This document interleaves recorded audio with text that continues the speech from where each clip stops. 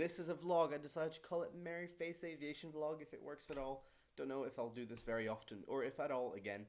But I wanted to rant, and you guys are gonna get to see a new side of me, which is not exactly new. It's how people see me normally. It's just that I don't show it to the internet. So rant. Two little things. First of all, a while ago I got a comment from a viewer, and he was trying to speculate where I was from based on my accent, and he came up with a few theories of me like trying to put on a British accent and whatnot. I'm gonna give you a rundown of who I am in like 30 seconds, and it's gonna be ultra quick, and we'll never speak of it again. Ready, set, go. I was born in Morocco and I lived in Brazil 8 years, lived in Paris 10 years, and this is my 6th year in the UK. My mother's French Moroccan and my dad is English.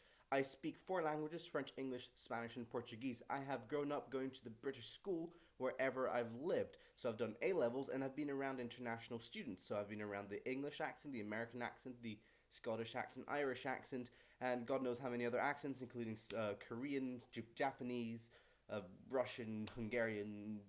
I've lost count. But I've always been exposed to a bunch of accents, and I tend to pick up little things from each accent, from each person. And if I hang out a lot with a group of people, I'll start talking like them. And it's not something I can control, it's just something that happens. In fact, when I was 16, I had a really fake sounding British posh like accent. It sounded so fake, and yet that was my real accent. That's just the way it works. And I sound very posh when I talk on the radio, in the plane. Sunset Tower, Foxtrot Hotel, Echo, Charlie Charlie, on the apron, ready for departure. I just said ready for departure and was ready for taxiing. That's why you prepare your radio calls. Anyway, I'm done. That was more than 30 seconds. Let's move on. So I'll be finishing university in 2 months, which makes me super ecstatic. I've been doing a university level education for 6 years almost now, and I am ready to move on. I've changed degree once. As much as I loved being in uni, I'm ready to go. I'm ready to fly away and become independent. But to do that first, I have to finish my flight training, which brings me to the second good news, which is I'm going to go back to flying regularly. So I decided to go to a school called FTE Jerez, which is, surprisingly, in Jerez. The reason I chose them more than anything, because I was looking at Dundee, and I was looking at Aeros, and I was looking at a bunch of flight schools. But I chose Jerez because it's in Spain, which I really like, and I kind of want to leave the UK. But it had all the same facilities as, like, for example, Dundee has, like Tayside Aviation, which are fantastic. If you want to do your training in Scotland, I'd recommend going to Tayside. They're super good. What really attracted me about Jerez was the fact that they were really solid. Like, right, you'll get there, you have a 12-week program, you have an individual instructor just for you for the next 12 weeks. It sounds very structured, and you know the fact that you've got one-on-one training for 12 weeks is brilliant. The thing is, however, that Jerez, for their CPL IR MEP combined course, they want you to have more experience than you normally would. 157 hours, in fact. And I don't have 157 hours, and on top of that, they want within those 157 hours for you to have 100 hours as pilot in command, which I don't have because I don't even have 100 hours yet. So I have to do hour building, and I don't want to do the same boring stuff of flying in the same area kind of stuff. That's no good. So I have prepared to do some really cool things. G1000 training, night rating, which I have to do anyways, and then I'm going to be studying my ATPL theory because I've forgotten everything.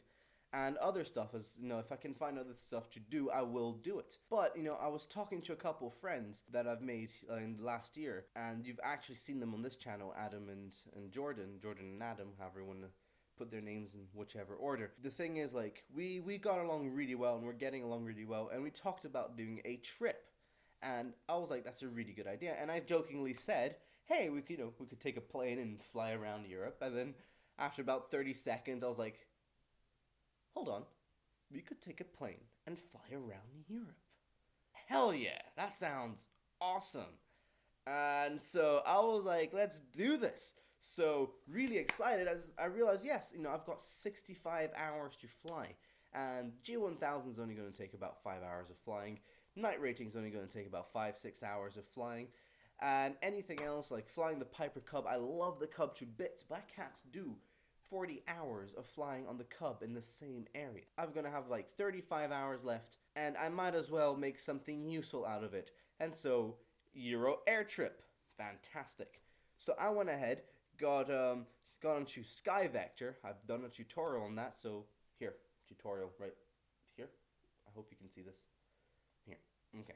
I got on Sky Vector and started planning a rough route of what we would do, and it's really cool because in the final plan I've got us going down all the way through France, in past Barcelona. You go to Barcelona, Palma de Mallorca, Ibiza. You go down through the south of Spain. You go to Morocco, and basically just doing really cool stuff. And you go to Ibiza and Palma. I mean, come on, landing in Ibiza in a private plane, even though it's a little wee Cessna 172, fantastic, right? So really, really excited, really cool stuff. And I started looking into all the legalities. Different countries have different rules. Obviously, for example, Spain, you need a tax number to be able to buy fuel, which is really weird, and all kinds of other weird laws like that. And I've done a little bit of all that, and then I started looking at mass and balance. And since I'm an armchair pilot, because I can't fly here, and all I do really is look at theory, because that's all I can do to help and maintain a minimum amount of proficiency. I printed out the handbook for the aircraft we were planning on using, which is Foxtrot Hotel Echo Charlie Charlie, a Cessna 172R. I printed that out, get the mass and balance, start doing the calculations, and it looks like everything's fine. And then I realized, well, hold on, I don't have the mass and balance certificate. So I go on the website for the club again, and I download all the mass and balance certificates for all the aircraft in the club. And lo and behold, the Foxtrot Hotel Echo Charlie Charlie is 350 pounds heavier than the out of factory Cessna 172R, which is a huge difference. I mean, the useful load of a Cessna 172R is 818 pounds. Now, if you eliminate 350 pounds from that, that doesn't give a lot of room. And let me explain something. I do lots of martial arts, and I do like swimming and some gymming, and so I do have a lot of muscle mass, but I also have a lot of fat because I don't exactly eat healthily. My other friend, Jordan, he was considering anyways doing high level weightlifting, at least like almost professional, if not professional. He's really good at it, and he really enjoys it, and so he wants to do that. And then so he's also quite heavy. I mean, we're both the same weight, 87 kilos roughly, I guess. And then our last friend Adam, he's tall, and then although he looks very thin, he's very lean. He's very strong because he does badminton and he goes to the gym. And he's tall. He's 1.80 m or something. So he's also quite heavy. He's heavier than the average person, like around 80 kilos or something. And so we're three heavy guys. You know, that's put together, we're about 247 kilos. Yeah, that's more than 500 pounds. So with that alone, so without luggage and without fuel, we're already exceeding the maximum takeoff mass, which is not great. That was a bit of a problem, and I'm very upset because obviously we can't do the trip if things are like that. So I, being a modern cyber kid, went on the internet and started moaning. And then one guy commented on my Facebook post who happens to be, I don't know why I keep looking down. I should look at the camera. I'm looking at the camera. So a guy on Facebook comments on my moaning and says, hey, that's really weird that the actual mass is so much bigger than the factory mass. What kind of special equipment do you have? And this guy happens to be a dispatcher, so he does quite a lot of these calculation stuff. And so I look at the equipments list, and there's nothing special there. So I don't know why the plane is so heavy. So I tried calling the club today and asked them, and I didn't get a chance to talk to anyone who knew something.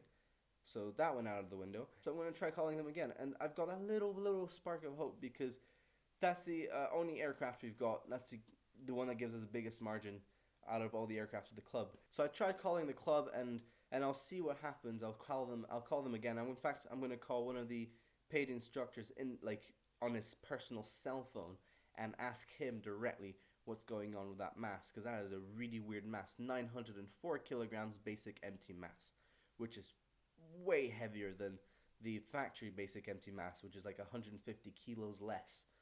So there you go. Rant over. If this trip goes ahead, whether I'm pretty sure it will, because I need the hours and I want to do something interesting for flying. Ideally, I'd want to do it with my friends because it's nice to have people flying with you, especially if you fly 6 hours. When I go ahead with this, however it goes, I will be using cameras, lots of them.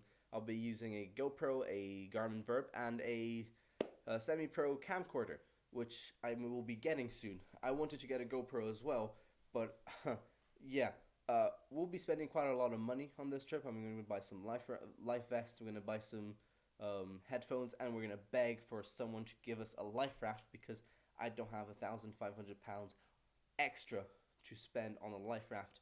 We're really scraping the barrel in terms of costs here. But what I would do is film everything, or as much as I can, share our adventures and share our travels. And you can see Monaco and Palma and Barcelona. And not only that, you get to see some cool aviation footage as well, which is what this channel was originally made for. And that's what something I've really wanted to do for a really long time, since before this channel was even started 2 years ago. It's what I wanted to do on YouTube, put up flying videos, not just videos of me talking. Huh. I guess I really messed up on that front. I'm Tarek Merryface. If you guys enjoyed this vlog, please tell me, because then I might actually make some more. Get to see me, who I actually am, a little bit eccentric. If not, I'll probably keep doing this, because this was fun. It's very therapeutic. I need to get on with my dissertation, lots of work to do. So I'll see you guys next time, and happy flying. I missed the spacebar. I hope I didn't this time. Yep, I missed it again.